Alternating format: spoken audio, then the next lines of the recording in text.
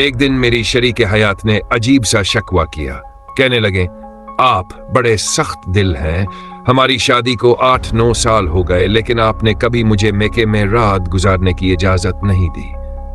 मैंने हैरत से कहा, अरे भली मांस, मैंने कब रोका है?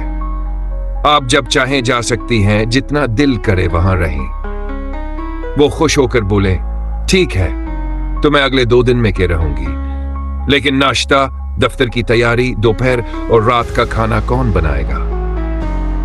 मैंने मुस्कुराकर जवाब दिया, आपको तो पता है मैं हर तरह का खाना बनाना जानता हूं। अपने कपड़े भी खुद धो लेता हूं और प्रेस भी कर लेता हूं, और अगर कोई बड़ी बात हुई तो भाइयों के घर करीब ही है, सब मैनेज हो जाएगा। आप सुकून से जाएं। वो थोड़ा सोचते हुए बोले, चले ठीक है।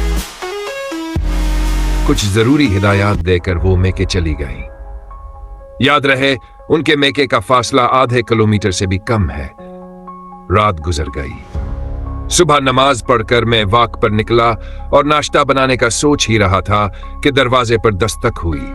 दरवाजा खोला तो सामने बेगम साहबा खड़ी थी।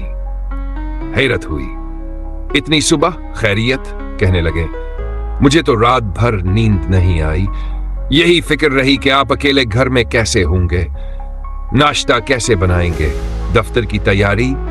आपको तो अपने कपड़ों का भी पता नहीं होता, लेकिन आप तो बड़े सुकून से नाश्ता भी बना रहे हैं और मुस्कुरा भी रहे हैं। मैंने मुस्कुरा कर कहा, सच बताऊं? कहने लगे, जी बताएं। मैंने कहा, मुझे भी नींद नहीं आई। मेरा मानना है कि औरत से सबसे सच्ची मोहब्बत सिर्फ आस का शोहर कर सकता है, और मर्द से सबसे सच्ची मोहब्बत सिर्फ आस की बीवी कर सकती है। मोहब्बत वक्त मांगती है, समझौते और कुर्बानी का तकाजा करती है, और इसके लिए एक साथर रहना जरूरी है। निकाह और शादी मोहब्बत की सबसे पहली और बेहतरीन दरसगाह है।